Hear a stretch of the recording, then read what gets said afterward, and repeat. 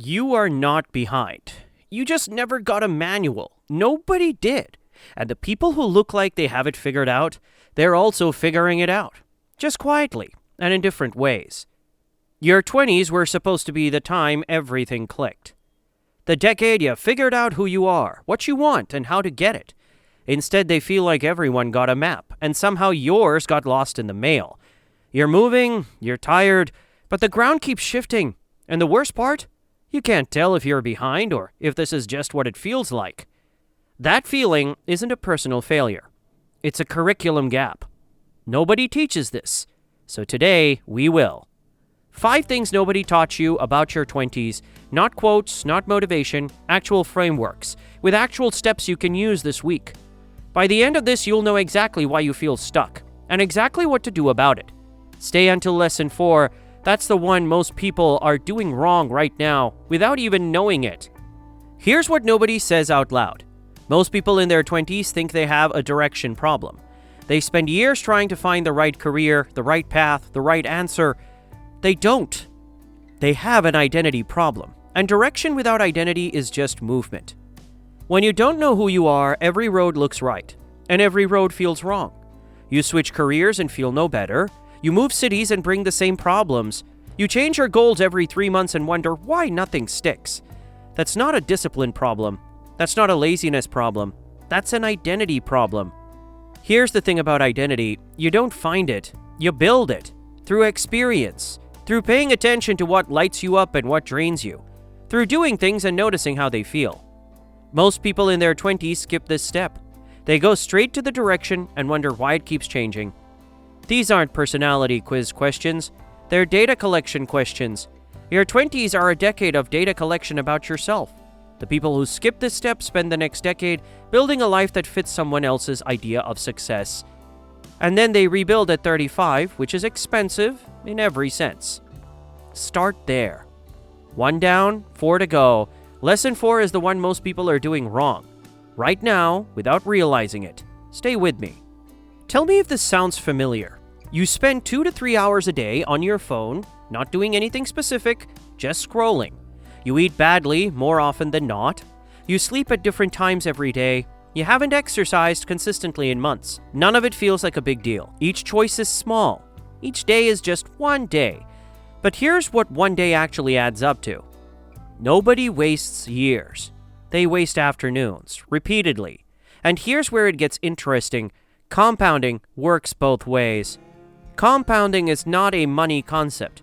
It applies to everything. Skills compound, health compounds, relationships compound, knowledge compounds. 1 hour of reading a day for 3 years gives you over 1,000 hours in whatever you choose to read about. 1 workout 3 times a week for 2 years makes you a completely different physical person. The results are invisible for so long that most people stop before they arrive. That's the trap. At 22, the difference between these two is invisible. At 32, it's not. The question is not, how do I completely overhaul my life?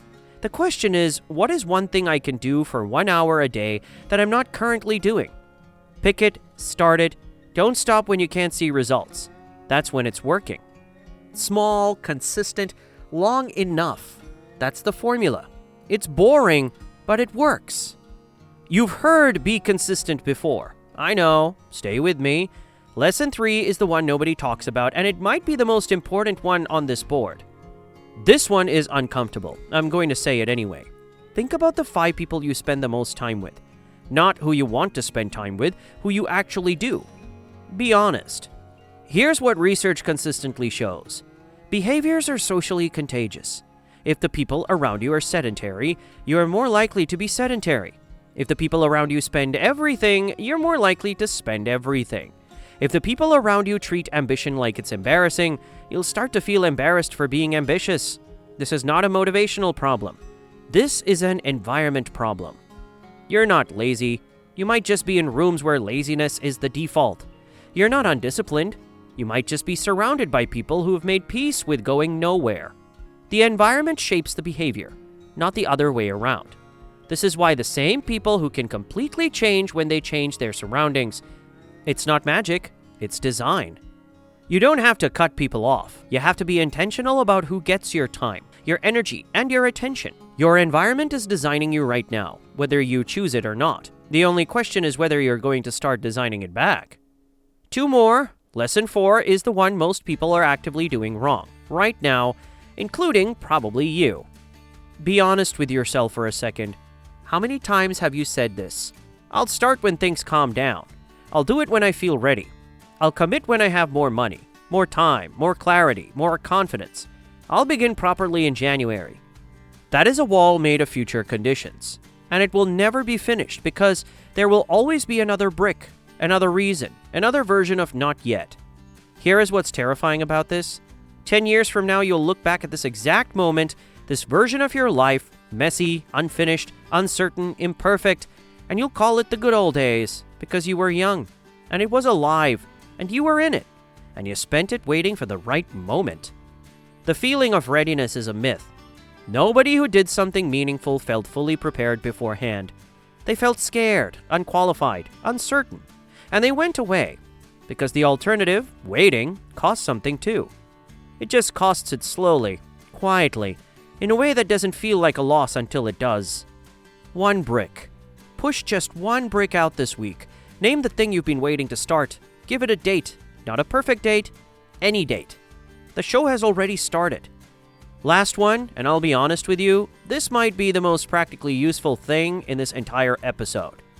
This one sounds obvious. It isn't, because if it were obvious, people would act on it.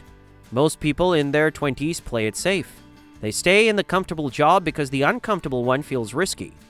They don't launch the thing because what if it fails? They don't have the hard conversation because what if it goes wrong? They don't try because trying and failing feels worse than not trying at all. But here's the actual math. Failing in your 20s is the cheapest it will ever be. You have fewer dependents, lower fixed costs, more time to recover, more energy to rebuild, more openness to change. The most dangerous thing you can do in your 20s is avoid all meaningful risk. Because you're not avoiding failure, you're just scheduling it for later. When it costs more, when the stakes are higher, when recovery takes longer. Every failure is data. Every crash tells you something the textbook couldn't. The people who succeed fastest are not the ones who avoided failure. They're the ones who failed faster, learned more per failure, and kept adjusting. Your 20s are the highest leverage time to do exactly that. The classroom is open. Tuition is cheap. Most people are too afraid to enroll. The worst case is usually survivable. The regret case is usually not. 5 things nobody taught you. 1. Identify before direction. Know who you are before you decide where you're going. 2. Compound early and often. Small and consistent beats big and occasional. Every time. 3. Design your environment. You are not bad at life. You might just be in the wrong room. 4. Start before you're ready. The rehearsal is the performance. 5. Fail early, learn cheap. The classroom is open. Most people won't walk in. Pick one, not all 5, just one. Apply it this week. Come back when you've done that. The next episode, The Wrong Life, Procrastination, which, statistically, you are doing right now instead of the thing you're supposed to be doing. Subscribe! Mr. Wrong has a lot more to teach you. He learned all of it the hard way. Mr. Wrong knows what to do now. He will change his life. He will start tomorrow. New life starts tomorrow. New life starts tomorrow.